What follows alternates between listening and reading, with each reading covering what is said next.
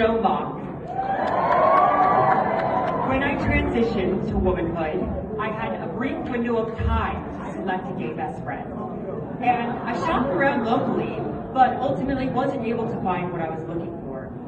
I needed someone fresh, compact, kind, mature for their age, messy, and wildly talented. And thank God for the UK, because they gave me my two favorite men, Percy Pig, which is just a candy, and Joe Locke. Joe has made a remarkable impact on both the entertainment industry and the lives of many individuals, including mine, through his talent, dedication, and advocacy. As an actor, you probably know him from his breakout role on Heartstopper. So good. Which has resonated with audiences, especially Gen Z, who deeply stand as queer and trans characters, and see Joe and his cast as role models to look up to. His portrayal of Charlie in this love story has struck a chord with people around the world, making him a trailblazer for representation in media. You also might have seen him act across from Catherine Hahn, Aubrey Plaza, and none other than Broadway diva Patti LuPone in the Marvel show Agatha All Along, where he plays Catherine Hahn's young sidekick. And I don't know a gay who wouldn't want that gig, but I might not be alone when I say that the TV show Agatha was the first Marvel project that I ever really cared about. It's truly the campus and most brilliant show, so I also have Joe to thank for that. Look at him bringing these communities together. But beyond his acting, Joe Locke is committed to using his platform to champion LGBTQ+ rights and social justice. His openness about his own identity, coupled with his advocacy for the community, has helped normalize conversations around acceptance, love, and mental health. Through his work, he has inspired countless individuals to embrace their true selves, and in doing so, he has contributed to creating a more inclusive and compassionate world. He is a star on the rise, and I could not be more proud of my twin. So, let's take a look at some of Joe's work. Hi. Wow, there's a lot of people. This is actually the first speech I've ever given in my life. And I have been so terrified all night. So if it goes wrong, it's not my fault. I'd like to start by thanking the Human Rights Campaign for hosting this wonderful evening and for all the amazing work you do for the community. It's needed more than ever right now. And thank you so much for this honor. It's really difficult to put into words what it means to me. I'm very grateful to be able to stand here tonight in a room of such inspiring people. Especially inspiring to me is my dear friend Dylan. Thank you for that lovely speech. I will always be your twink. Our friendship is one of the things I'm most grateful for in my life. I'm sure you all know Dylan and how amazing she is, but I wish that everyone got to know Dylan the way I know Dylan. She's the bravest, most self-assured, and genuinely good person I've ever met. The perfect mix of the wisdom of an old hippie and the energy of an ADHD musical theater kid. I'm so lucky to be your friend, Dylan, and I can't wait to see all the amazing things that you will do. Anyway, enough about her, now back to me. My life changed very drastically when I was 17, when I somehow managed to persuade the right people to cast me in a little show called Heartstopper. When we were making season 1, none of us had any idea of the impact the show would have. We just knew the story of these two boys was a beautiful one and that it needed to be told. I was not prepared for the instant reaction from people all around the world. It's a very unique experience to go from having no Instagram followers to 3 million Instagram followers in 2 days. We're completely blown away by how much people love the story of Nick and Charlie and how much people could relate to it. If anyone was to ever argue to me that representation doesn't matter, I'd show them my Instagram DMs. Even now, 3 years after season 1 premiered, I get DMs every day about how much the show means to people and how they saw themselves in a character for the first time. The reaction to the show that I least expected, and makes me the most emotional, however, was that of the older generation of queer people. When the show first premiered, most of the reaction was coming from people of my own age, of my own generation, who were able to grow up with some level of queer representation on screen, saying how much they enjoyed the show. It wasn't until a few weeks after the show came out that I started noticing people who didn't have the luxury of growing up in a more tolerant society express the melancholy that they felt whilst watching the show.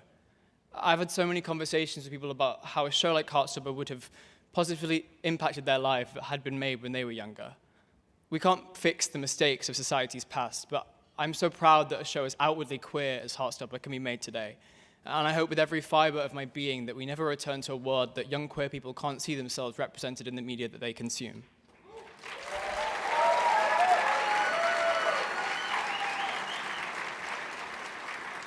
I feel incredibly grateful to have been part of Heartstopper, and I'm incredibly proud of the impact that it has had and continues to have. I grew up on a tiny island in the UK called the Isle of Man, which none of you will have heard of. It's a beautiful place that's known for a big motorbike race and also a place where you don't pay taxes. So there's a lot of rich people there. I feel very lucky to have grown up there. It is very beautiful, and it's the kind of place that you don't lock your front door and the only news articles are about the one break-in that happens once a year. Being a teenager in the Isle of Man, however, is less fun because you'll go to the shop and try and buy a bottle of vodka when you're underage, and your mum will find out about it before you even got home. When I realized I was gay, I became interested in the history of LGBT rights in the island. The Isle of Man legalized homosexuality in 1992, which was 25 years after the rest of the UK.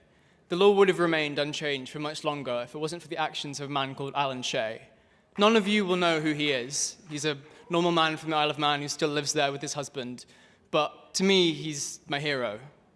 In July 1991, on the Isle of Man's National Day, Alan wore a pair of striped pink pajamas with a pink triangle on his chest to deliver a petition to the Isle of Man government to demand the legalization of homosexuality. He delivered his petition in front of thousands of people hurling the most awful abuse at him. His extreme act of bravery, placing himself directly in front of the people who denied his right to exist, was instrumental in the law being changed. Alan did not use his actions to get attention. He's not famous. He acted because he knew it was the right thing to do. His bravery is a clear example of how the right thing to do is often also the hardest thing to do, something I think we should all remember right now.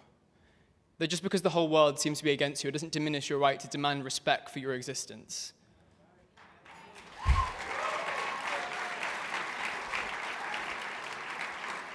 Since Alan's protest, the Isle of Man has come so far in its acceptance of queer people.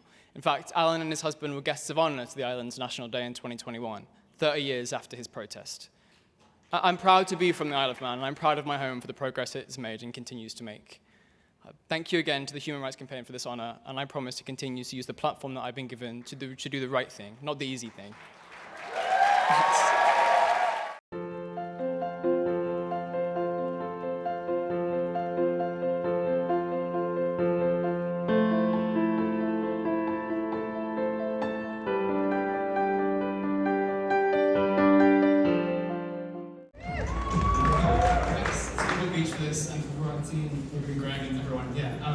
I wanted to be an actor since the day I was born. I come from a tiny island called the Isle of Man, and so that was never really an achievable goal. I saw so many of my friends go to drama school and then come back and work in an office because they couldn't afford to live in London. And so I resigned to myself to the fact that it probably wouldn't ever happen. And then Heartstopper did an open call, and I sent them my headshot, and I managed to get the part. And I'm so, I don't know, I think it's really important that as an industry we open doors to people who necessarily wouldn't be open before. If it wasn't for the open call and it wasn't for the dynamic approach of casting that they do,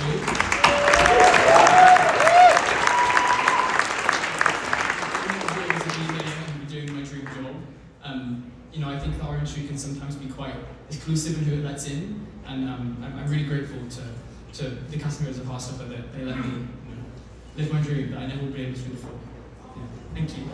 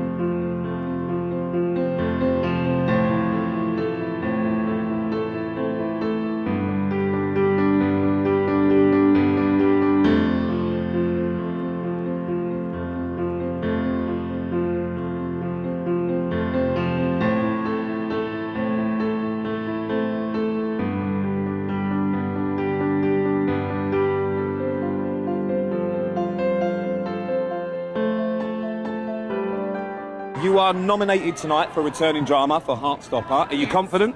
Do you know what I am? Because it's a well-loved show, but then we're in a category with lots of other well-loved shows, so everyone's a winner, really. Who's your biggest innit? competition in your category then? Oh, I don't know. Everyone's so good, so... All right, Karina, then try and do this for us. We want to see your disappointed face, but happy for other people. All right, ready? Okay, so ready. imagine Heartstopper hasn't won. What's the face? Oh, it's a Rick, Joey from Friends. That's a professional. Well done. Now we need, and the winner is Heartstopper. That's the face somebody Incredible. thinks they're going to win.